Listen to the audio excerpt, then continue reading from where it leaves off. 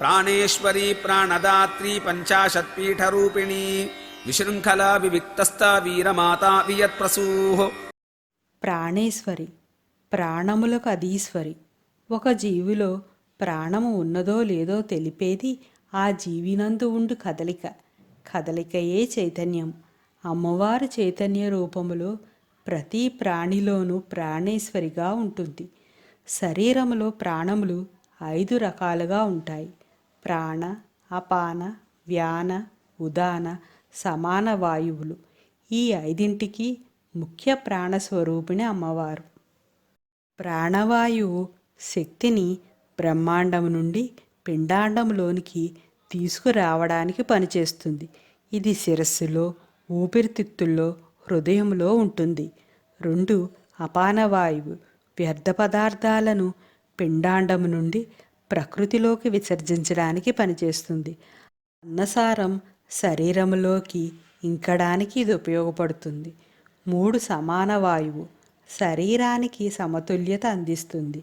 జీర్ణ ప్రక్రియ సరిగ్గా జరగడము, నడవడం, ఆలోచనలలో సమతుల్యత మొదలైన వాటి కోసం ఈ వాయువు పనిచేస్తుంది. ఇది నాభి ప్రాంతంలో ఉంటుంది. 4 వ్యానవాయువు ప్రసరణ వ్యవహారాల కోసం పనిచేస్తుంది. ఆహార పోషకాలను శరీరానికి అందిస్తుంది. వాయు ప్రసరణ జరుగుతుంది. 5 ఏదైనా పైకి ఎత్తే విషయం ఉదాన వాయువు చూసుకుంటుంది. లేచి నిలబడడం, వాక్కు, పర, పశ్యంతి, మధ్యమ, వైఖరి మొదలగు చక్రాల నుండి వాయువు పైకి లేచి వాక్కుగా మారుతుంది. ఇవి 5 ప్రాణవాయువులు మనలో చేసే పనులు. పంచప్రాణములను నడిపించు ముఖ్య ప్రాణస్వరూపిణి అమ్మవారు. ప్రతి జీవిలోనూ ప్రాణము ద్వారా తన ఈసత్వమును నిరూపించినది అమ్మవారు అని ఈ నామానికి అర్థం. ప్రాణదాత్రి, ప్రాణములు ఇచ్చినది. ప్రాణము లేకుండా ఇంద్రియాలు పనిచేయలేవని స్పష్టంగా తెలుస్తుంది. ఆమె ప్రాణం అనే ప్రాణాత్మక శక్తిని ఇస్తుంది. ఆమె విశ్వానికి ప్రాణాన్ని అందించినప్పుడు ఆమె పరాశక్తి లేదా పరాప్రకృతి లేదా మహాప్రాణ రూపం అవుతుంది. ప్రాణం అనేది బ్రహ్మం నుండి ఉద్భవించిన కీలక శక్తి. మహాప్రాణ రూపంలో అన్నింటికీ ప్రాణములను ఇచ్చినది అని ఈ నామానికి అర్థం. పంచషట్పీఠ రూపిణి 50 శక్తిపీఠముల రూపమున వెలసినది. సంస్కృత భాషలో 16 అచ్చులు 34 హల్లులు కలిసి మొత్తం అక్షరాల సంఖ్య 50. మన శరీరంలోని షట్చక్ర దళాల మొత్తం సంఖ్య కూడా 50. మాతృకావర్ణ సూచిత శరీర ముఖ్య స్థానములందు వసించి ఆరాధింపబడినది అని ఈ నామానికి ఒక అర్థం. ప్రపంచంలోని పంచషట్పీఠాధిష్టాన దేవతా రూపంలో ఆరాధింపబడినది అని కూడా ఈ నామానికి మరో అర్థం చెప్పవచ్చును. విశృంఖల యథేచ్ఛగా ఉండునది. శృంఖలాలు అంటే సంఖ్యలు. ఆవిడ స్వేచ్ఛను అరికట్టే సంఖ్యలు లేవు కాబట్టి అమ్మవారు విశృంఖల. గతనామంలో ప్రపంచంలో 50 పీఠాలలో ఉండేదని చెప్పడం వలన వెంటనే 50 పీఠ ప్రదేశాలలోనే ఉండాలనే నియమమేమీ లేదు, ఎక్కడైనా ఉండగలదు అని తెలియజేయడం కోసం ఈ విశృంఖలా నామం చెప్పబడింది. భక్తుల సంసార శృంఖలాలను వదిలిస్తుంది కాబట్టి అమ్మవారు విశృంఖల. చిక్కులలో ఇరుకునబడిన వారు ఈ నామాన్ని విశృంఖలాయే నమః అని జపించి చిక్కుల నుండి ముక్తిని పొందవచ్చును. వివిక్తస్థ ఏకాంతముగా ఉండునది. అన్నిటా అందరిలోనూ అన్ని రకాలుగాను వర్ధిల్లుతూ ఉండి కూడా ఒంటరిగా విడిగా ఉన్నట్లుగా కూడా ఉండేది కాబట్టి అమ్మవారిని వివిక్తస్థ అన్నారు. ఆధ్యాత్మిక మార్గంలో మానసిక దూరం పాటించాలంటే లౌకిక విషయాలైన రాగద్వేషాదులను వదిలివేయాలి. అప్పుడే మనస్సు పూర్తిగా పరమాత్మ వైపు తిరుగుతుంది. అటువంటి మనస్సులో అమ్మ స్థిరంగా నెలకొని ఉంటుంది. అట్టి స్థితిలో అమ్మవారు ఒంటరిగా ప్రకాశిస్తున్న నేను రూపంలో దర్శనమిస్తుంది. అలా దర్శనమిచ్చే అమ్మవారి నామం వివిక్తస్థ. ఈ సృష్టిలో అమ్మవారు ఎన్ని రకాలుగా ఉన్నా తన ప్రత్యేకతను పోగొట్టుకోని విధంగా ఉండేది అని ఈ నామానికి అర్థం చెప్పవచ్చును. వీరమాత, వీరులకు తల్లి. వీర అంటే గణేశుడు మరియు ఆయనకు తల్లి కనుక వీరమాత. త్రిమూర్తులు, దిక్పాలకులు మొదలైన వారు వారికి కేటాయించిన పనులను చేయడంలో తిరుగులేనివారు. అందుకే వాళ్ళు వీరులు. ఈ వీరులకు తల్లి కాబట్టి అమ్మవారు వీరమాత. అలాగే శ్రీ విద్యా దీక్షాపరుల్ని కూడా వీరులంటారు. వీరికి, వీరి శ్రీ విద్యకు కూడా అమ్మవారు జనని కాబట్టి వీరమాత. అహంకారాన్ని జయించిన వ్యక్తిని యోధుడు లేక వీరుడు అని పిలుస్తారు. అట్టి వానికి తల్లి కనుక అమ్మవారు వీరమాత. వియత్ప్రసు, ఆకాశంను సృష్టించినది. వియత్ అంటే ఆకాశము, ప్రసు అంటే ప్రసవించినది అనగా పుట్టుటకు కారణమైనది. వియత్ అంటే ఆకాశము. సృష్టి ఆవిర్భావ సమయంలో మొట్టమొదట అమ్మవారి నుండి ఆకాశం వచ్చినది. ఆకాశం నుండి వాయువు, వాయువు నుండి అగ్ని, అగ్ని నుంచి నీరు, నీరు నుంచి పృథివీ, పృథివీ నుంచి చెట్లు, చెట్ల నుంచి ఆహారము, ఆహారం నుంచి జంతువులు వచ్చాయి. ఈ ఆకాశం కన్నా ముందు ఉన్నది అమ్మవారు. ఆవిడ నుంచి ఆకాశం వచ్చింది. అందుకే వియత్ప్రసు అన్నారు. ప్రాణేశ్వరీ ప్రాణదాత్రీ పంచాశత్పీఠరూపిణీ విశృంఖలా వివిక్తస్థా వీరమాతా వియత్ప్రసూః ముకుందా ముక్తి నిలయా మూల విగ్రహ రూపిణీ భావజ్ఞా భవరోగగ్ని భవచక్ర ప్రవర్తిని. ముకుంద విష్ణు రూపిణి. ముక్తినిచ్చేవానిని ముకుంద అని పిలుస్తారు. ముక్తి అంటే అంతిమ మోక్షం. ఆ తర్వాత ఒక వ్యక్తి ఆత్మ ఉనికిలో లేకుండా పోతుంది. అంటే అది బ్రహ్మములో కలిసిపోతుంది. ముక్తి 3 రకాలు. మొదటిది క్రమముక్తి, అంటే క్రమముగా ముక్తి చెందడం. 2 విదేహముక్తి, అంటే తుది ముక్తి. మరియు 3వది సద్యముక్తి, అంటే తక్షణ విముక్తి. ముక్తి లేదా విముక్తిని అన్ని దుఃఖాల నివారణ మరియు బ్రహ్మం యొక్క సంపూర్ణ ఆనందాన్ని పొందడం అని వివరించవచ్చు. సృష్టి లీనమైనప్పుడు ఉండే స్థితిని పరబ్రహ్మగాను, పరమాత్మగాను, సృష్టి బయల్పడినప్పుడు పరాప్రకృతి అని లేదా ముకుంద అని చెప్పవచ్చును. అమ్మవారు సృష్టి స్వరూపిణే కాక పోషకత్వాన్ని కూడా నిర్వహిస్తుంది. అంత్యకాలంలో ముక్తినిచ్చేది కూడా అమ్మవారే కనుక అమ్మవారు ముకుంద. కుబేరుని ఒక నిధికి, ఒక విధమైన మణికి కూడా ముకుందం అనే పేరు ఉంది. ముక్తి నిలయ, ముక్తికి స్థానమైనది. ముక్తులలో ప్రధానంగా 4 రకాలు చెప్తారు. అవి సాలోక్యముక్తి, అంటే దేవునితో కలిసి ఉండడం. 2 సామీప్యముక్తి, అంటే దేవునికి దగ్గరగా ఉండడం. సారూప్యముక్తి, అంటే ఒక భక్తుడు తన ఇష్టదైవం యొక్క రూపము లేదా లక్షణాలు పొందడం. 4 సాయుజ్యముక్తి, అంటే భగవంతునితో ఏకమై ఆయనే అయిపోవడం. ఈ 4 రకాల ముక్తులకు అమ్మవారు నెలవై ఉన్నది. ఈ 4ంటిలో ఏ రకమైన ముక్తినైనా అమ్మవారు ప్రసాదించగలదు.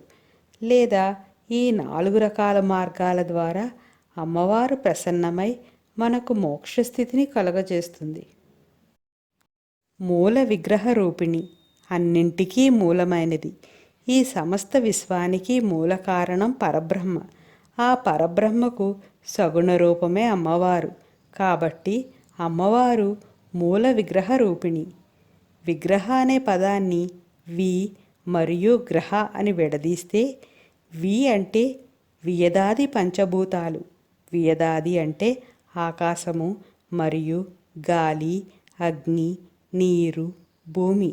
గ్రహ అంటే పట్టుకునేది, అంటే సృష్టికి కావలసిన రూపాలు తయారు చేయడానికి పంచభూతాలను వినియోగించేది అని ఈ నామానికి మరో అర్థం. భావజ్ఞ, సర్వజీవుల మానసిక భావములు తెలిసినది. ఆత్మను జ్ఞానంతో మాత్రమే తెలుసుకోగలం. ధ్యానం చేసేటప్పుడు ఆత్మ ఉన్నది అని భావన చెయ్యాలి. అలా చేయడం ద్వారా యోగులు ఆత్మను తెలుసుకోగలిగారు. అందుచేతనే అమ్మవారు భావజ్ఞ అనబడుతోంది. మన యొక్క భావముల ద్వారా మనకు మోక్షార్హతను ప్రసాదించున్నది. భవరోగగ్ని జన్మ పరంపర అను రోగమును పోగొట్టున్నది. భవ అంటే సంసారము. సంసారాన్ని ఒక వ్యాధిగా సూచిస్తారు. మరియు అమ్మవారు సంసార బాధలను తొలగిస్తుంది అని ఒక అర్థం. నేను, నాది అనే అహంకార మమకారాల నుండి విముక్తి కలిగిస్తుంది అని ఈ నామానికి మరో అర్థం. భవం అంటే పుట్టుక కాబట్టి భవరోగం అంటే పుట్టుకతో ముడిపడి ఉండే జనన మరణ చక్ర భ్రమణ సంసార యాత్ర అని చెప్పుకోవాలి. ఈ విధమైన భవనిర్బంధ యాత్ర లేకుండా చేస్తుంది అమ్మవారు. అంటే జన్మ లేకుండా చేస్తుందని లేదా మోక్షాన్ని ఇచ్చినది అని చెప్పవచ్చు. భవనాశిని అన్న 175వ నామం కూడా ఈ నామం లాంటిదే. భవచక్ర ప్రవర్తిని లోకచక్రమును నడిపించున్నది. భవచక్రము అంటే అనాహతము. అనాహతంలో ఉండే దహరాకాశ రూపిణి అమ్మవారు అని ఈ నామానికి ఒక అర్థం. శ్రీచక్రములోని భూపురము, షోడశదళ, అష్టదళ, బిందువు ఈ 4 శివచక్రాల కిందకే వస్తాయి. ఇవి భవచక్రాలు అనబడతాయి. వీటిని ప్రవర్తింపచేసేది కాబట్టి భవచక్ర ప్రవర్తిని అనబడుతోంది అని ఈ నామానికి మరో అర్థం. భవ అంటే శివుడు, చక్ర అంటే విష్ణు పురాణం ప్రకారం మనస్సు, మరియు ప్రవర్తిని అంటే మార్గదర్శకురాలు. దీని అర్థం ఆమె సర్వోన్నతుడైన శివునికి మార్గదర్శక కారకం. ఈ నామం ఆమె బ్రహ్మస్థితిని మరోసారి నిర్ధారిస్తుంది. ఇది ఈ నామానికి మరో అర్థం. మన కర్మలను బట్టి మనలను జనన మరణ అనే చక్రాలలో తిప్పుతుంది అని ఈ నామానికి మరో అర్థం. ముకుందా ముక్తి నిలజా మూల విగ్రహ రూపిణి భావజ్ఞా భవరోగగ్ని భవచక్ర ప్రవర్తిని ఛందస్సారా శాస్త్రసారా మంత్రసారా తలోదరీ ఉదార కీర్తిరుద్దామ వైభవావరణ రూపిణి. ఛందస్సార వేదాల సారము. ఛందస్సుకి మరో అర్థం వేదాలు. కవిత్వ రూపంలో ఉన్న వేద మంత్రాలన్నీ ఛందస్సులే. ఛందస్సు వేదపురుషుని పాదమన్నారు. పద్యరచనలో ఉండే నియమాలను ఛందస్సు అంటారు. ఛందస్సును మొట్టమొదట సంస్కృతంలో రచించిన వేదాలలో ఉపయోగించారు. వేదాల యొక్క అంగములనబడు 6 వేదాంగాలలో ఛందస్సు ఒకటి. ఋగ్వేదము, సామవేదము సంపూర్ణంగా పద్య రూపంలో ఉంటాయి, అంటే శ్లోక రూపంలో ఉంటాయి. వేదాలలో ముఖ్యంగా పంక్తి ఛందస్సు 10 అక్షరాలు, పంచభూతాత్మకమైన ప్రపంచం గురించి. అనుష్టుప్ ఛందస్సు 8 అక్షరాలు, వసులోకానికి చెందిన వృత్తాలను గురించి. అనుష్టుప్ ఛందస్సు 11 అక్షరాలు, రుద్రలోకానికి చెందిన ఏకాదశ రుద్రుల వృత్తాలను గురించి. జగతీ ఛందస్సు 12 అక్షరాలు, దేవలోకానికి చెందిన ద్వాదశాదిత్యుల వృత్తముల గురించి చెప్పడానికి ఉపయోగిస్తారు. ఇక బృహతి ఛందస్సు 9 అక్షరాలు. ఇది ప్రజాపతులనబడే అంకెల గురించి, అధిదేవతల గురించి తెలియజేస్తుంది. బృహతి అనే 673వ నామములో మరింత వివరంగా తెలుపబడింది. అమ్మవారు శ్రీవిద్యా స్వరూపిణి. ఈ శ్రీవిద్యలో సర్వ ఉపనిషత్ సారము, గాయత్రి సారము ఉంటాయి. వేదసారాలే ఉపనిషత్తులు, మంత్రాల సంకలనాలే వేదాలు. అయితే ఈ మంత్రాలన్నీ ఛందోబద్ధాలే, అందుకని అమ్మవారు ఛందస్సార. శాస్త్రసార వేదాంతాది సమస్త శాస్త్రముల సారము. శాసించేదే శాస్త్రం. ఏమి చెయ్యాలి, ఏవి చెయ్యకూడదు అని నిర్దేశించేది శాస్త్రం. శాస్త్రములు 2 రకాలు. ఒకటి పౌరుషేయాలు. ఇవి మానవ అంటే ఋషులచే నిర్మితము. అవి మొత్తం 10. 1 పురాణాలు, 2 న్యాయశాస్త్రం, 3 మీమాంస, 4 ధర్మశాస్త్రం, 5 శిక్ష, 6 కల్పం, 7 వ్యాకరణం, 8 నిరుక్తం, 9 ఛందస్సు, 10 జ్యోతిష్యం. శాస్త్రాలలో రెండవ రకం అపౌరుషేయం. ఇవి సాక్షాత్తు బ్రహ్మ ముఖం నుండి వచ్చాయి. అవే చతుర్వేదాలు. ఈ రకంగా మొత్తం శాస్త్రాలు 14. అందుచేతనే శాస్త్రసార అనబడుతోంది అమ్మవారు. ఈ శాస్త్రాల సారమంతా జ్ఞానమే. అమ్మవారు జ్ఞానస్వరూపిణి కాబట్టి అమ్మవారు శాస్త్రసార కూడా అవుతుంది.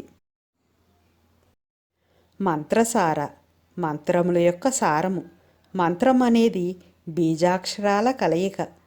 ఆమె శబ్దబ్రహ్మము మరియు అన్ని అక్షరాలు ఆమె నుండే ఉద్భవించాయి కాబట్టి ఈ నామం ఆమె అన్ని మంత్రాల సారాంశము అని చెప్తుంది.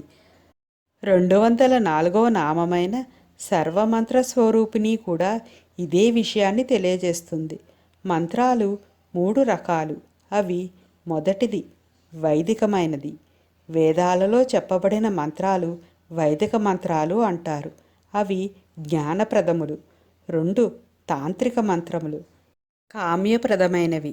తాంత్రికాలు కోర్కెలు తీరుటకు వాడబడేవి. 3 అపభ్రంశాలు.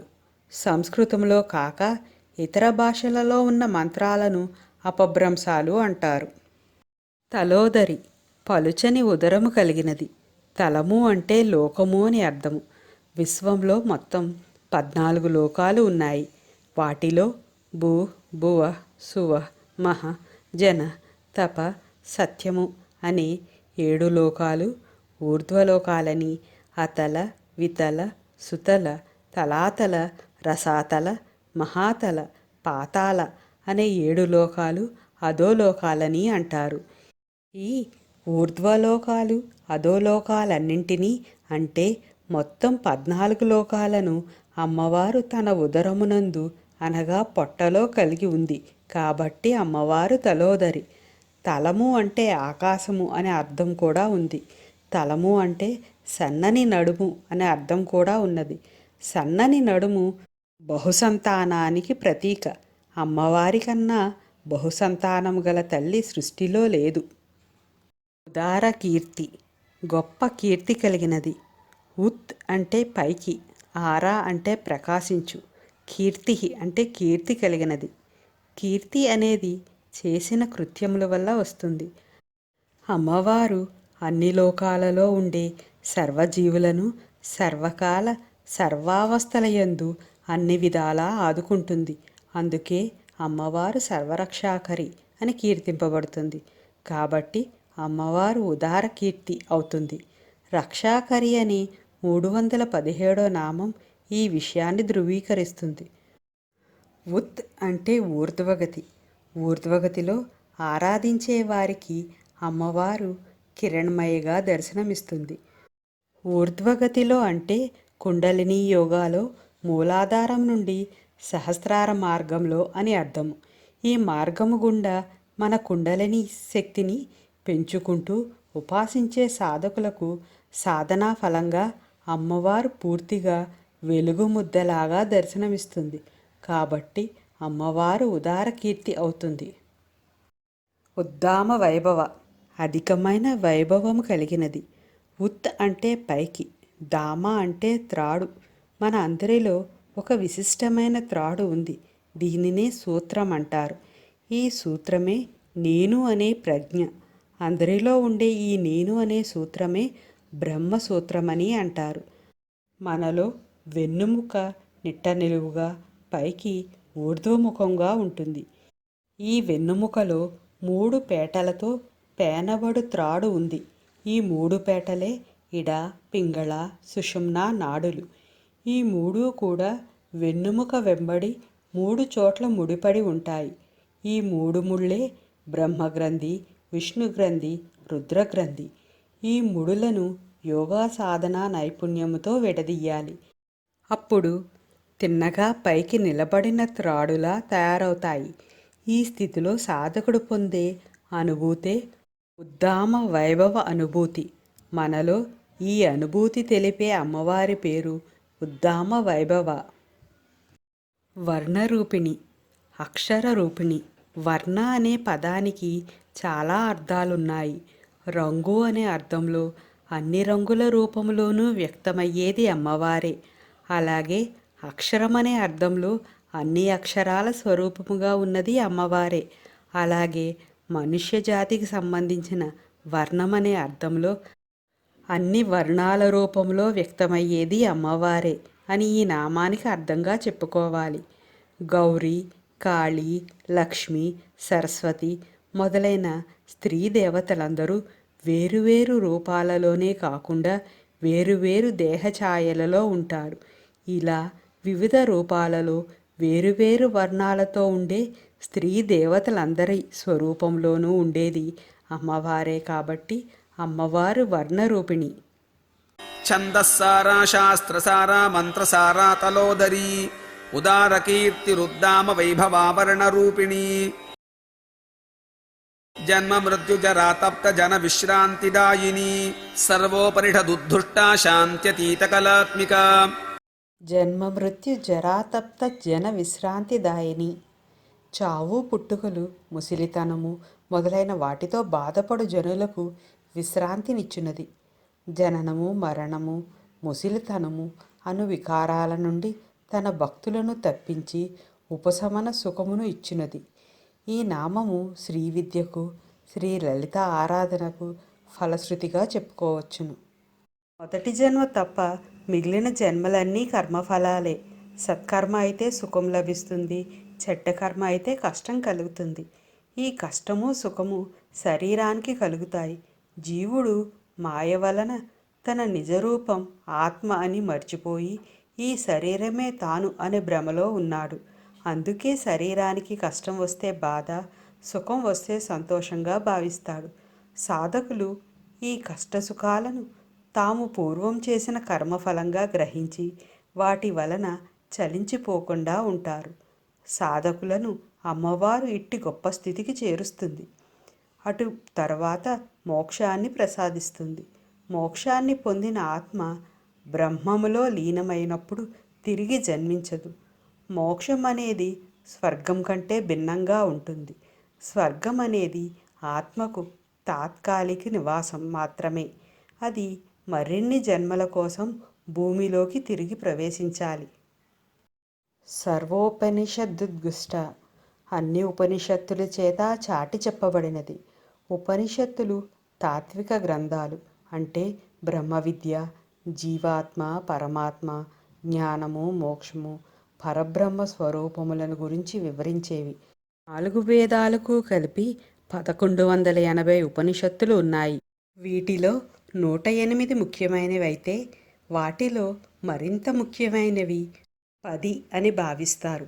ఉప మరియు ని మరియు షత్ అనగా ఉప అంటే సమీపముగా, నీ అంటే కింద, షత్ అంటే కూర్చునుట.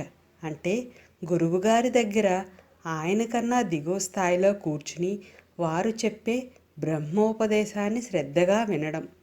ముఖ్యమైన 108 ఉపనిషత్తులు ఒక్కో వేదానికి సంఖ్య ఇలా ఉంది. ఋగ్వేదానికి సంబంధించినవి 10, కృష్ణ యజుర్వేదానికి సంబంధించినవి 32, శుక్ల యజుర్వేదానికి సంబంధించినవి 19, సామవేదానికి సంబంధించినవి 16, అధర్వణ వేదానికి సంబంధించినవి 31, మొత్తం 108. మరింత ముఖ్యమైన 10 ఉపనిషత్తులు: మొదటిది ఈశావాస్యోపనిషత్తు, 2 మాండూక్యోపనిషత్తు, 3 కేనోపనిషత్తు, 4 తైత్రీయోపనిషత్తు, 5 కఠోపనిషత్తు, 6 ఐత్రేయోపనిషత్తు, 7 ప్రశ్నోపనిషత్తు, 8 ఛందోగ్యోపనిషత్తు, 9 ముండకోపనిషత్తు, 10 బృహదారణ్యకోపనిషత్తు. ఉపనిషత్తుల ప్రధాన ఉద్దేశం బ్రహ్మముతో సంబంధాన్ని ఏర్పరచడమే అని సూక్తి చెబుతుంది. అమ్మవారు అన్ని ఉపనిషత్తుల్లోనూ ప్రతిపాదింపబడిన పరబ్రహ్మ స్వరూపిణి. శాంత్యాతీత కళాత్మిక, శాంతి కంటే అతీతమైన చిదానంద స్వరూపిణి. సంకల్ప వికల్ప రాగద్వేషాలు లేని మానసిక స్థితి శాంతి. ఆనందము దానిని మించినది. మోక్షేచ్ఛ కలిగిన ప్రతి జీవికి తప్పనిసరిగా ఈ శాంతి స్థితి ఉండి తీరాలి. స్థితి లేనివాడు రానివాడు నిరంతరము ఘర్షణలోనూ ఆతృత ఆవేదనలలోనూ ఉంటాడు. ఇటువంటి శాంతికి కూడా అతీతంగా ఉండే పరమ ఉత్కృష్టమైన ఒక అనుభూతికి సంబంధించిన స్థితిలో అమ్మవారు ఉంటుంది. సహస్రార చక్రములో బిందు స్థానంలో మన కుండలినీ శక్తి అయ్యవారితో కలిసి ఉన్నప్పుడు మనకి అనుభూతి దక్కుతుంది తప్ప ఇతర సమయాలలో ఉండదు. ఇది నిరతిశయ జ్ఞాన స్వరూపము. 9వ ఆవరణలోని నవావరణ పూజలో దీనిని ప్రస్తావించారు. ఇది షోడశాక్షరి మంత్రంలో దీక్ష పొందిన వారికి వర్తిస్తుంది.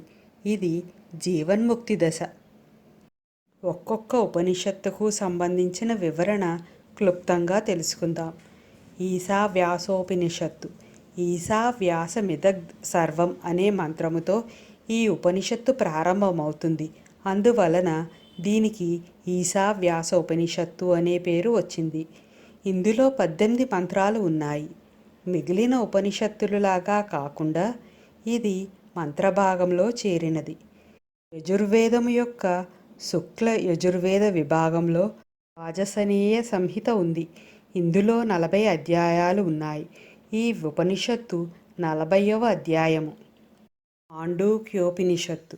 మండూక మహర్షి ప్రోక్తమైనందున దీనిని మాండూక్యోపనిషత్తు అంటారు. ఇది అథర్వణ వేదానికి చెందినది. అన్నింటికన్నా చిన్నదైన ఈ ఉపనిషత్తులో 12 మంత్రాలు మాత్రమే ఉన్నాయి. అయినా మొత్తం ఉపనిషత్తుల సారం ఇందులో నిక్షిప్తమై ఉంది. ఆదిశంకరాచార్యులు దీనికి విస్తృత భాష్యం రచించి తన అద్వైత సిద్ధాంతానికి దీనిని ఆధారంగా చేసుకున్నారు. కేనోపనిషత్తు. కేన అనగా ఎవరు అని అర్థం.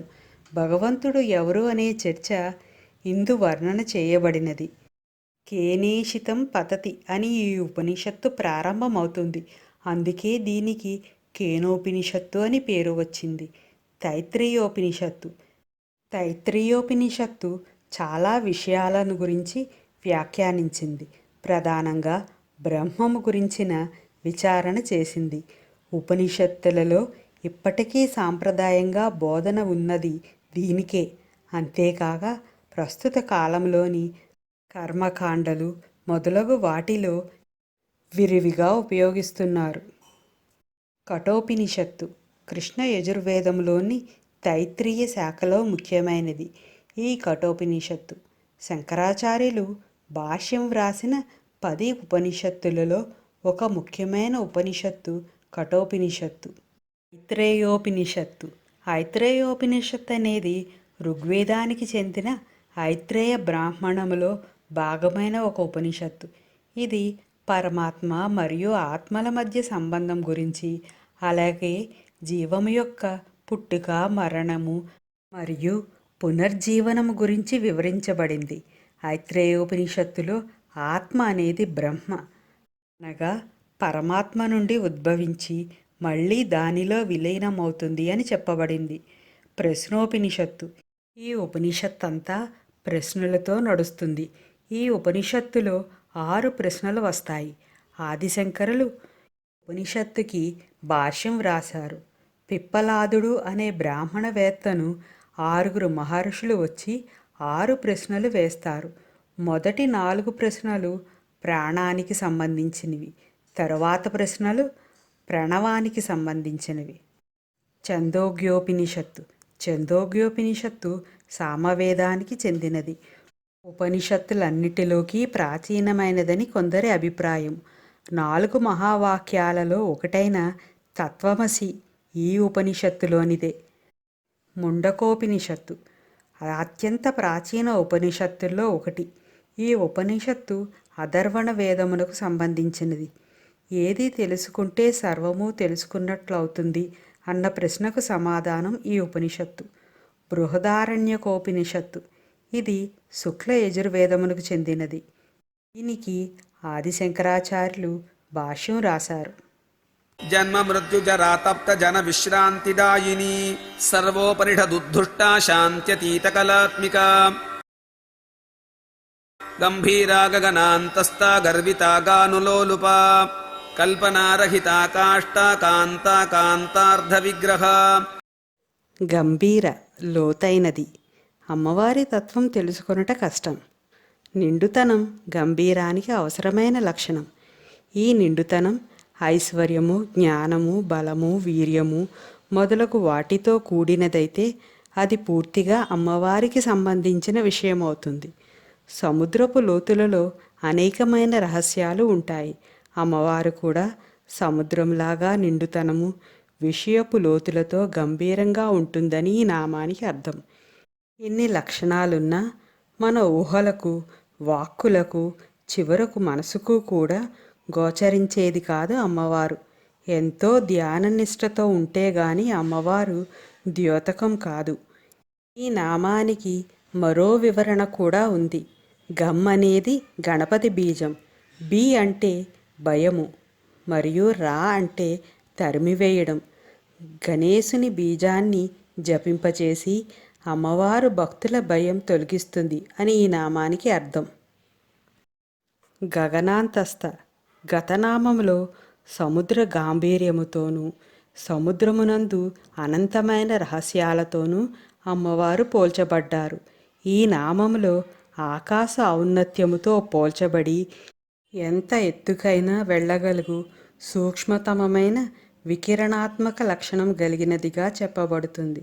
అంటే గత నామంలో అమ్మవారు స్థూల గంభీర లక్షణాన్ని, ఈ నామంలో అమ్మవారి సూక్ష్మ వికరణ లక్షణాన్ని చెప్పడం జరిగింది.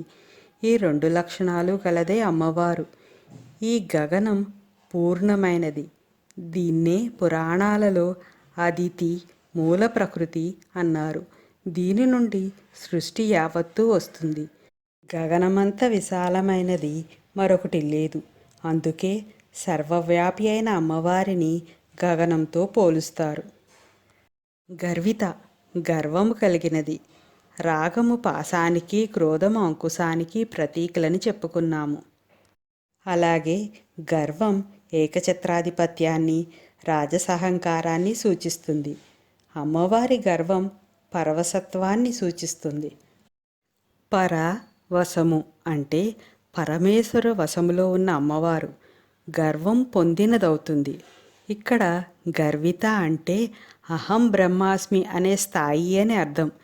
ఈ బ్రహ్మాండములో లోతుగా ఉన్న కేంద్రం నుండి ఉపరితలంలో ఉన్నతంగా ఉన్న ఆకాశం దాకా గర్వముతో, ఆనంద పారవస్యముతో నిండి ఉండే చైతన్య స్వరూపిణి అమ్మవారు అని ఈ నామానికి అర్థం.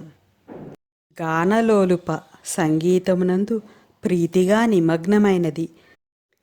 సంగీతం ఆరోహణ అవరోహణ స్వరాలను అనుసరించి రాగ తాళ లయబద్ధంగా ఉంటుంది. ఇంతకు ముందు వచ్చిన గగనాంతస్థ నామంలో ఉన్నతమైన ఈ ఆరోహణ విషయం, గంభీరస్థ నామంలో లోతైన ఈ అవరోహణ విషయం ఉత్తమ గానానికి సంబంధించిన లక్షణముగా ముందే సూచింపబడ్డాయి. శ్యామలా దండకం జయ సంగీత ప్రియే అని చెబుతుంది. అమ్మవారికి మధురమైన స్వరం ఉందని సౌందర్యలహరి 66వ శ్లోకం చెప్తుంది. గానం పతాక స్థాయిలో ఉన్నప్పుడు అందరూ పరవశులవుతారు. అంటే భగవంతునిలో లీనమవుతారు. అంతటి శక్తి ఈ గానానికి ఉంటుంది. కాబట్టి అమ్మవారు గానలోలుప. కల్పనారహిత, ఎట్టి కల్పన లేనిది. కల్పన అంటే ఆలోచనల నిర్మాణము మరియు రహిత అంటే లేకపోవడం. కల్పనాశక్తి మనస్సు వల్ల లభిస్తుంది. ఆత్మానందాన్ని కోరుకునే యోగులు పంచేంద్రియాల నుంచి శక్తిని వెనక్కు లాగి మనసులో పెట్టి, మనస్సు నుంచి వెనక్కు లాగి బుద్ధిలో పెట్టి, అహంకారపు పొరలను ఛేదించి మూల ప్రాణంలో లయం చేస్తారు. అప్పుడు ఇక ఆలోచనలు ఉండవు, ఊహలు, కల్పనలు ఇవేవీ ఉండవు. ఈ స్థితి శుద్ధ జ్ఞాన స్థితి. ఆ స్థాయిలో అమ్మవారు ఉంటుంది కనుక అమ్మవారు కల్పనారహిత. కాష్ట, కాల పరిగణలో అత్యంత స్వల్ప భాగం, రెప్పపాటు కన్నా తక్కువ సమయం. కాలాన్ని కానీ ప్రదేశాన్ని కానీ కొలవడానికి మూల ప్రమాణం కాష్ట.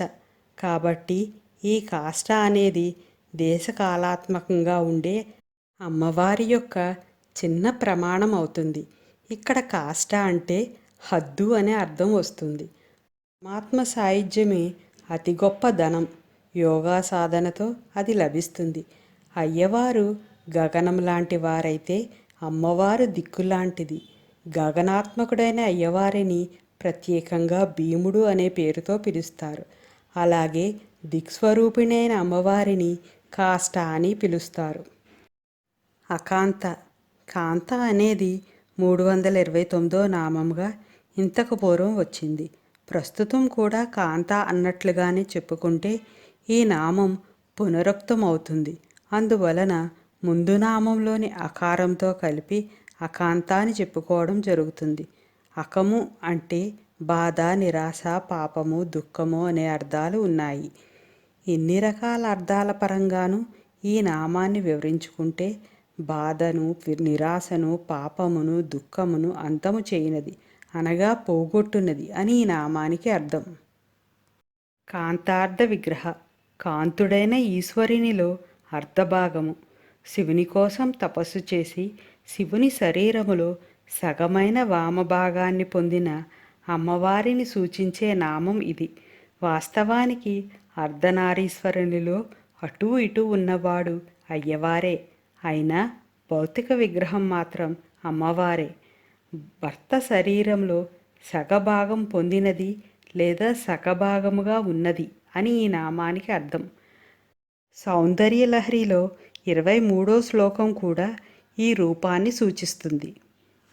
గంభీరా గగనాంతస్థా గర్వితా గానులోలుపా కల్పనారహితా కాష్టా కాంతా కాంతార్థ విగ్రహ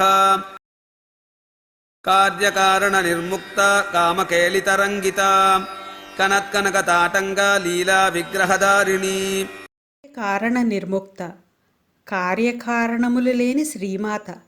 మహత్తు, అహంకారము, అష్టప్రవృత్తులు, నామరూపాలతో ఉండే ఈ ప్రపంచాన్ని కార్యము అని, ఈ కార్యము దేని నుండి దేని వలన వ్యక్తమవుతుందో దానిని కారణము అని అంటారు.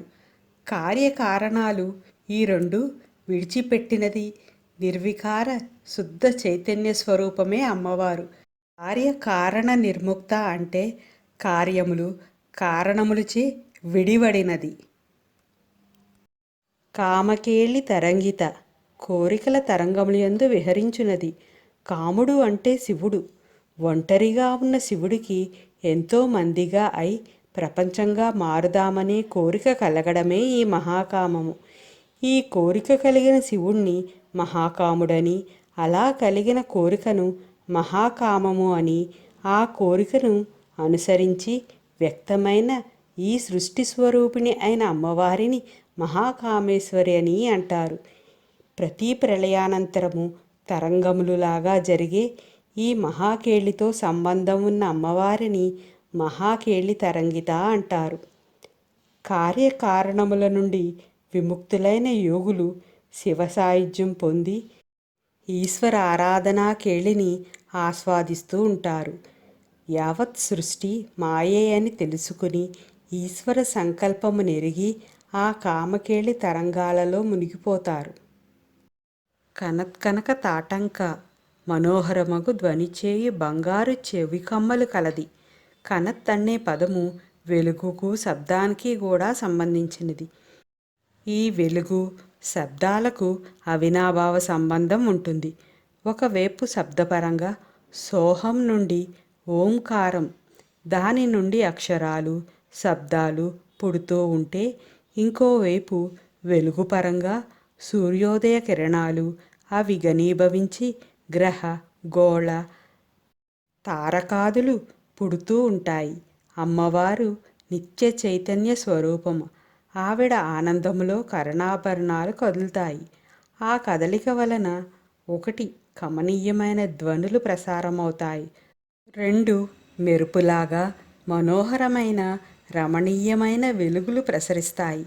ఈ కర్ణాభరణాలు సూర్యచంద్రగోళ సంబంధమైనవి.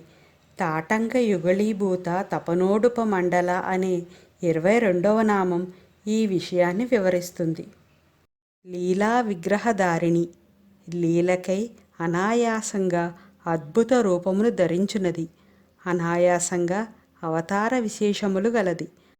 పంచకృత్యాలు నిర్వహించేటప్పుడు సృష్టి చెయ్యడానికి బ్రహ్మగా, స్థితి కార్యానికి విష్ణువుగా, లయం చేయడానికి రుద్రుడిగా, తిరోధానమునకు మహేశ్వరుడిగా, అనుగ్రహానికి సదాశివుడిగా రూపం దాలుస్తుంది.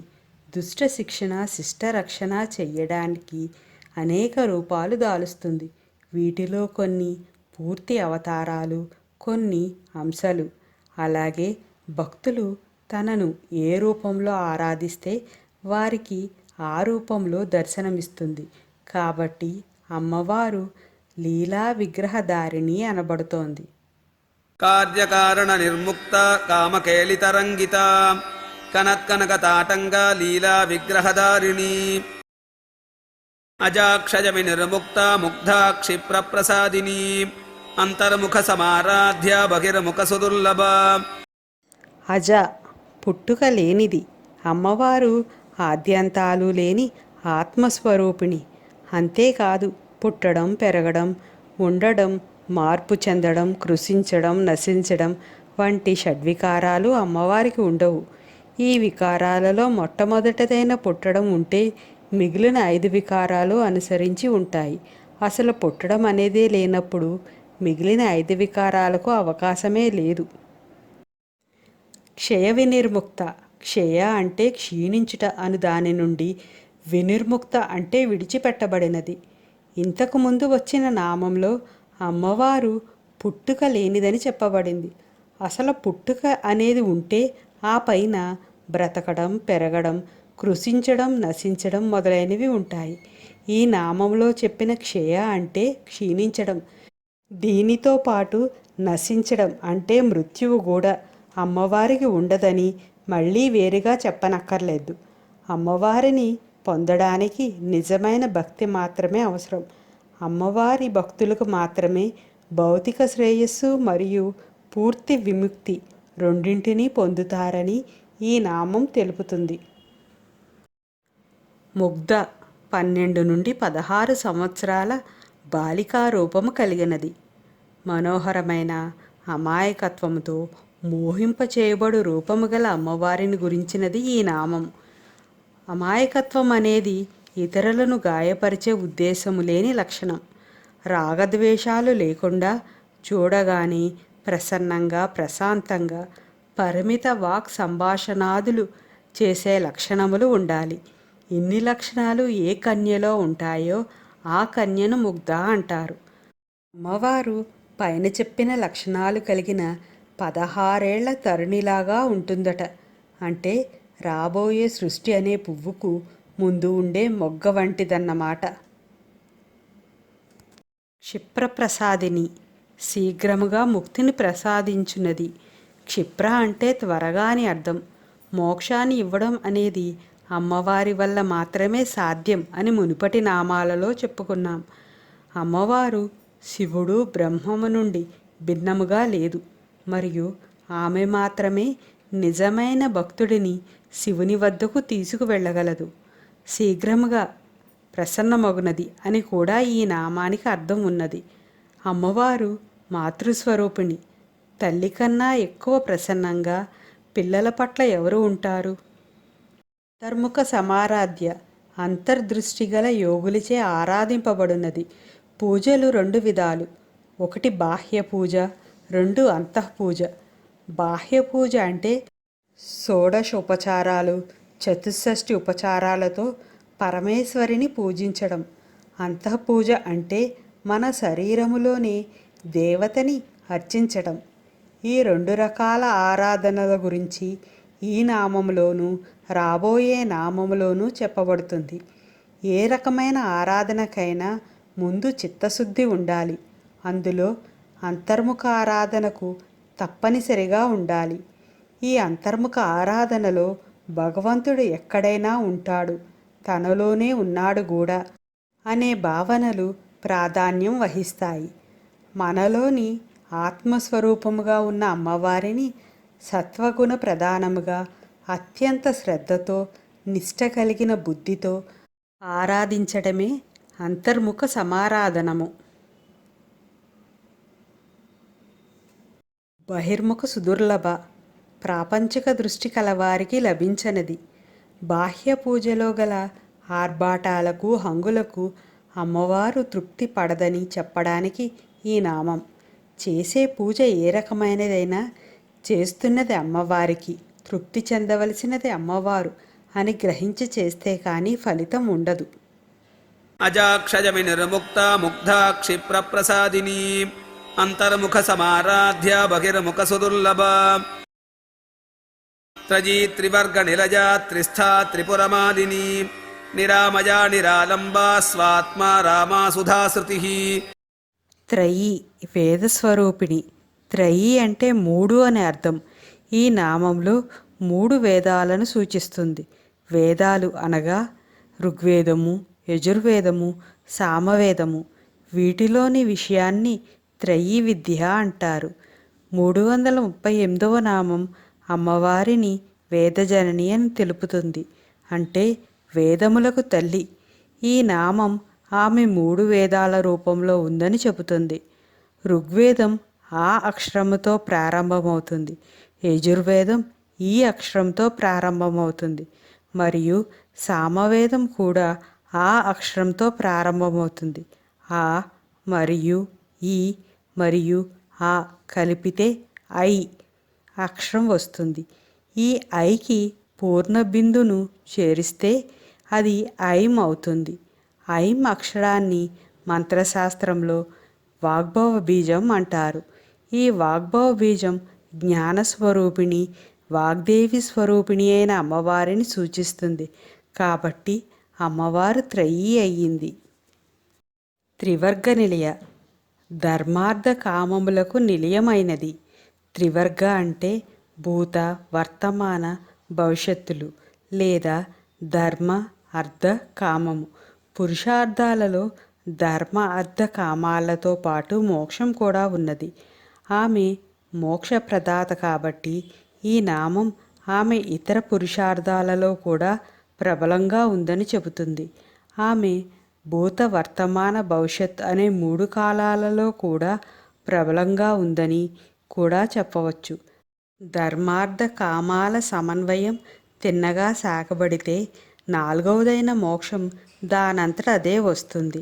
ఈ ధర్మార్థ కామ మోక్షాలను గురించి పురుషార్థప్రద అన్న 291వ నామంలోను, మొదటి 3 పురుషార్థ వర్గాలను గురించి త్రివర్గదాత్రి అన్న 760 నామం నందు కూడా వివరింపబడింది. త్రివర్గం అంటే పురుషార్థత్రయం కాకుండా కాలపరంగా భూత, భవిష్యత్, వర్తమానాలు, గుణపరంగా సత్వరజస్తమో గుణాలు, లోకపరంగా భూర్భువ స్వర్లోకాలు, ప్రణవపరంగా ఆ ఉ మా అక్షర వర్గాలుగా కూడా చెప్పుకోవచ్చును. ఈ 3 వర్గములుగా ఉన్న వాటి యందు తన స్థానము గలది అగుట వలన అమ్మవారు త్రివర్గ నిలయ. త్రిస్థ 3 విధాలుగా ఉండునది. సనాతన ధర్మంలో విజ్ఞానమంతా త్రిభుజాకారంలో ఉంటుంది. ఇవన్నీ అమ్మవారి రూపాలే. త్రిపురములు, త్రిలోకములు, త్రిమూర్తులు, త్రిగుణములు మొదలైనవి. శ్రీచక్రంలో కానీ మరి ఏ ఇతర స్త్రీ దేవతా చక్రాలలో కానీ ప్రధానంగా ఉండేవి త్రిభుజాలే. అమ్మవారికి సంబంధించినవి, అమ్మవారిపైనే ఆధారపడినవి అన్నీ 3 వర్గాలుగానే ఉంటాయి. త్రిలోకాలు, త్రిగుణాలు, త్రేతాగ్నులు, త్రినాడులు, త్రివేదాలు, త్రిమూర్తులు, త్రిస్థానములు, పురుషార్థత్రయము, కాలత్రయము ఇలా 3గానున్న వాటిని 3 శీర్షాలతో సూచించడానికి త్రిభుజం చాలా అనువుగా ఉంటుంది.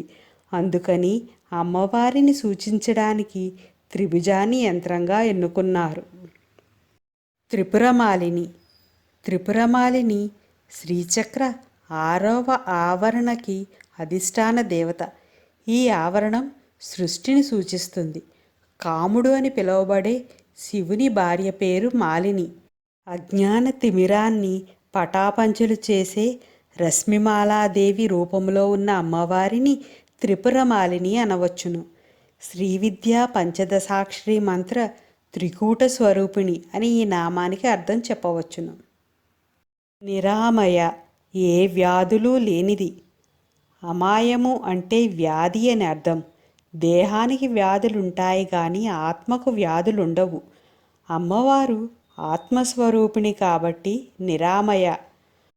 551 నామం సర్వవ్యాధి ప్రశమనిలో సూచించినట్లుగా ఆమె అన్ని వ్యాధులకు నివారణ, అంటే ఆమె అన్ని వ్యాధులను నయం చేస్తుంది అని అర్థం. నిరాలంబ, ఆలంబనము అవసరము లేనిది.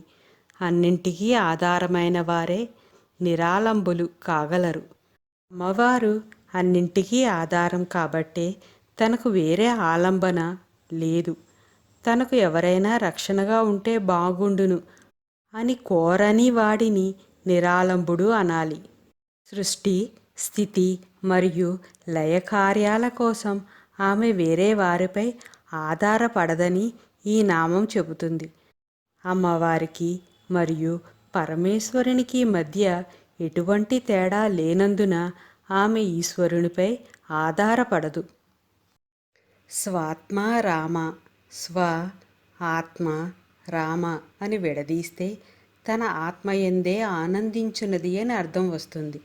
కానీ సర్వజీవుల ఆత్మ యొక్క స్వరూపం అమ్మవారే కనుక సర్వజీవుల ఆత్మలయందు విహరించున్నది అని ఈ నామానికి అసలు అర్థం. సృష్టి అమ్మవారి నుండి ఉద్భవించి తిరిగి అమ్మవారిలోనే లీనమవుతుంది. విశ్వం ఆమె మనస్సు నుంచి సృష్టింపబడినందున సర్వజీవుల ఆత్మలయందు అమ్మవారు విహరించును.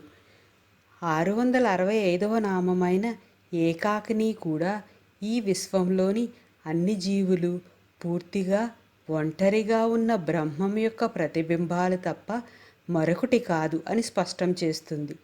అన్ని ఆత్మలు ఆ పరబ్రహ్మము నుండి పుట్టి ఆ పరబ్రహ్మమునందే లీనమవుతాయి అని ఈ నామం స్పష్టం చేస్తుంది. సుధాశృతి, అమృతమును కురిపించినది. యోగా సాధనా ప్రక్రియలో కుండలినీ శక్తి అనే అమ్మవారు సుషుమ్నా మార్గాన్ని అనుసరించి షట్చక్రాలను ప్రచోదన చేసి బ్రహ్మ, విష్ణు, రుద్రగ్రంథులను విభేదన చేసి చిట్ట చివరకు సహస్రార కమలం చేరుతుంది. ఈ సహస్రార కమల కర్ణిక పూర్తిగా చంద్రమండలమే.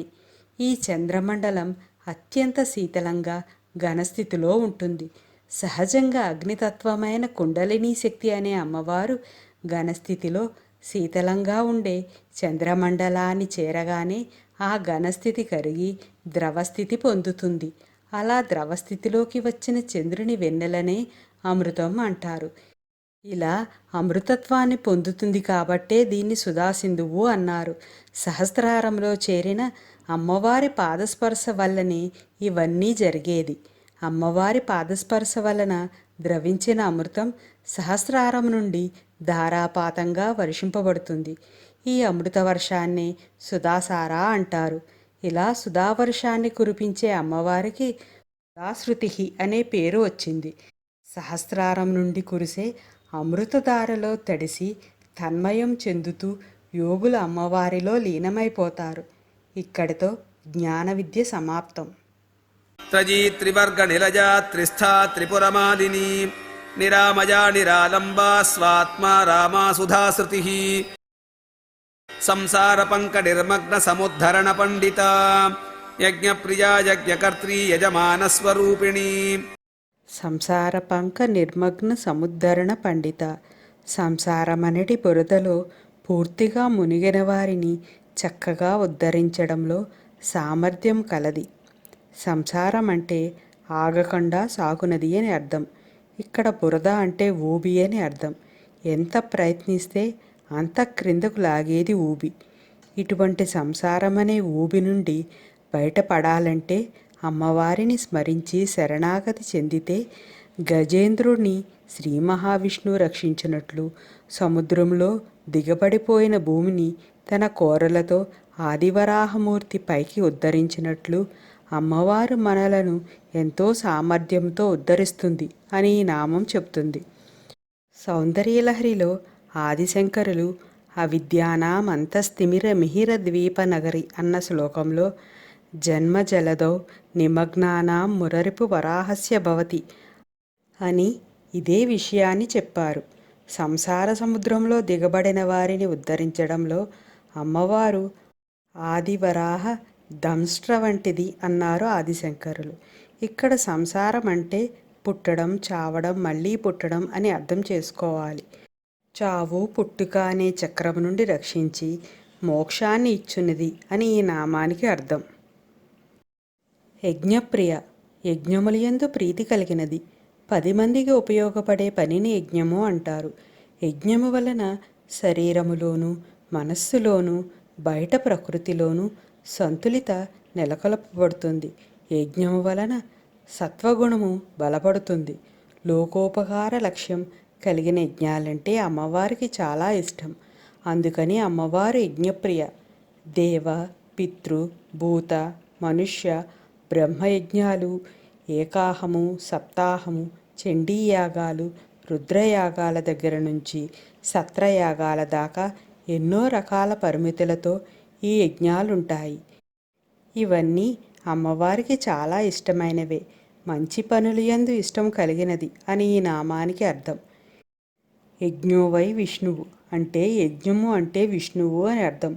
ఈ సందర్భంలో అమ్మవారికి తన సోదరుడు విష్ణువు అంటే ఇష్టమని వివరించవచ్చు. యజ్ఞకత్రి, యజ్ఞము చేయునది. అమ్మవారు సృష్టి విధానములోనే ఎన్నో యజ్ఞతుల్యమైన ప్రక్రియలను ఇమిడ్చింది. అందుకని అమ్మవారు యజ్ఞప్రియ ఒకటే కాకుండా యజ్ఞకత్రి కూడా. ఈ యజ్ఞాలు చెయ్యాలంటే గృహస్థులే చెయ్యాలి. ఆ గృహస్థులలో కూడా భార్య ఉన్నవారే చెయ్యాలి. అలా భార్యాభర్తలు కూర్చుని చేసే యజ్ఞాలలో భర్త రూపంలో ఉన్న గృహస్థును సోమయాజి అని, భార్య రూపంలో ఉన్న గృహిణిని సోమిదేవమ్మ అని అంటారు. ఈ ఇద్దరు ఆ యజ్ఞం పూర్తి అయ్యే వరకు మహేశ్వర మహేశ్వరి సమానులు. ఆ విధంగా సోమదేవమ్మ రూపంలో ఉండే పరమేశ్వరిని యజ్ఞకత్రి అంటారు. యజమాన స్వరూపిణి, యజ్ఞము చేయువారి స్వరూపం తానై ఉన్నది. యజ్ఞము చేసే ముందు యజ్ఞం చెయ్యాలనే సంకల్పం గృహస్థుకు కలిగించున్నది అమ్మవారు. యజమాని చేత యజ్ఞకర్తృత్వాన్ని వహింపచేయడం కోసం యజమాని రూపంలో ఉన్న అమ్మవారిని యజమాన స్వరూపిణి అంటారు. యజ్ఞరూప అనే 768వ నామం అమ్మవారు యజ్ఞమును తన రూపముగా కలిగినది అని తెలుపుతుంది. సంసార పంక నిర్మగ్న సముద్ధరణ పండిత యజ్ఞప్రియా యజ్ఞకర్త్రీ యజమాన స్వరూపిణి ధర్మాధారాధనాధ్యక్ష ధనధాన్య వివర్ధిని విప్రప్రియా విప్రరూప విశ్వభ్రమణకారిణి. ధర్మాధార, ధర్మమునకు ఆధారభూతమైనది. ధర్మాలంటే లక్షణాలు, స్వభావాలు, జీవన విధానం అని కూడా అర్థం ఉంది. ఒక ప్రదేశం యొక్క ధర్మానికి మరో ప్రదేశం యొక్క ధర్మానికి పోలిక ఉండకపోవచ్చు. అదేవిధంగా రకరకాల జీవులకు, పదార్థాలకు వేరువేరు ధర్మాలు లేదా స్వభావాలు ఉంటాయి. ధర్మాన్ని ఆచరిస్తే అది మనల్ని రక్షిస్తుంది. అదే ధర్మాన్ని దెబ్బ కొడితే ఆ ధర్మమే మనలను శిక్షిస్తుంది. ఈ ధర్మాచరణకు ప్రేరణ, ఆధారము, ప్రమాణము అమ్మవారి సృష్టిలో తిరుగులేకుండా ఉండే ద్రవ్యధర్మాలు, ఋతుధర్మాలు, జీవధర్మాలే అవ్వాలి. లేదా శృతులలో, స్మృతులలో చెప్పినవే ఆధారంగానూ ప్రమాణంగానూ ఉండాలి. అమ్మవారు సృష్టి నిర్వహణను ఎంత ధర్మబద్ధంగా చేస్తుందో గమనించి అలా ఉండడం వల్ల మనం ఎంత సౌఖ్యవంతమైన జీవితం గడుపుతున్నామో గుర్తించాలి. ధనాధ్యక్ష, సర్వసంపదలకు అధికారిణి. ధనము అంటే జీవనాధారమైన గాలి, నీరు, ఆహారము మొదలైనవి అన్నీ ధనము కిందకే వస్తాయి. గాలి, నీరు, ఆహారము మొదలైన వాటి అన్నింటికీ అమ్మవారు అధికారిని. అందువల్ల అమ్మవారు ధనాధ్యక్ష. ధనాధ్యక్ష అంటే కుబేరుడు, సంపదకు అధిపతి. అమ్మవారి 12 మంది గొప్ప ఆరాధకులలో ఒకడు కుబేరుడు. భక్తిలో పరాకాష్ఠకు చేరిన వారు ఆరాధించిన దైవమైపోతారు. ఈ విధంగా అమ్మవారే కుబేరుడు అని చెప్పవచ్చు. ధనధాన్య వివర్ధిని, ధనము ధాన్యము వర్ధిల్ల చేయునది. ప్రాణాధారాలైన గాలి, నీరు, అగ్ని, దేహాధారాలైన పాడి పంట, వసతులను ధనధాన్యాదులు అంటారు. విశ్వకళ్యాణానికి ఇవి వర్ధిల్లితే చాలు. అందుకని అమ్మవారు ఈ ధనధాన్యాదులను వర్ధిల్ల చేస్తుంది. ధనధాన్యాదులను వర్ధిల్ల చేయునది అని ఈ నామానికి అర్థం.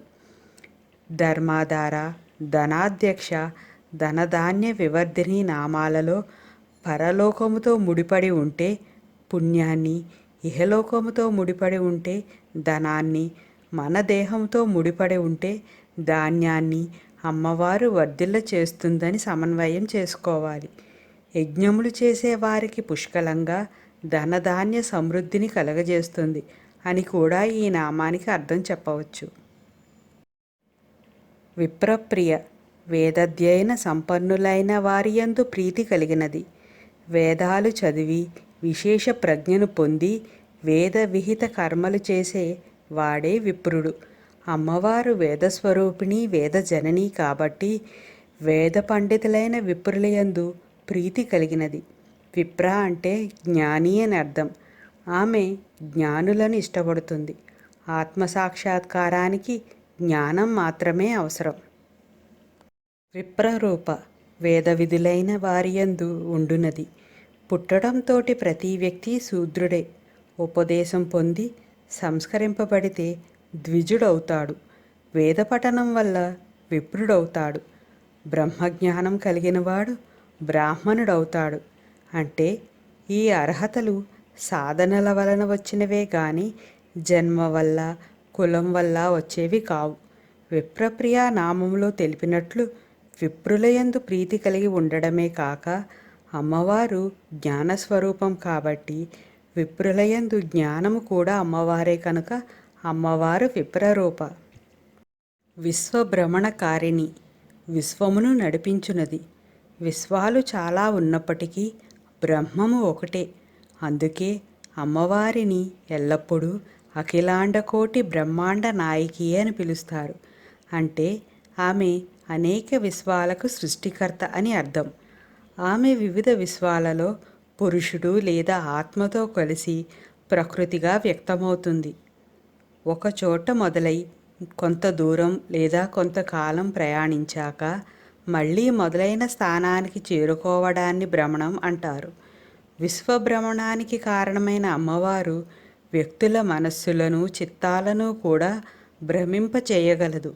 అవసరాన్ని బట్టి, సందర్భాన్ని బట్టి ఈ భ్రమణ లక్షణాన్ని అన్ని రకాలుగాను, అన్ని విషయాలలోనూ అమ్మవారు వినియోగించి విశ్వాన్ని తిన్నగా నడుపుతుంది.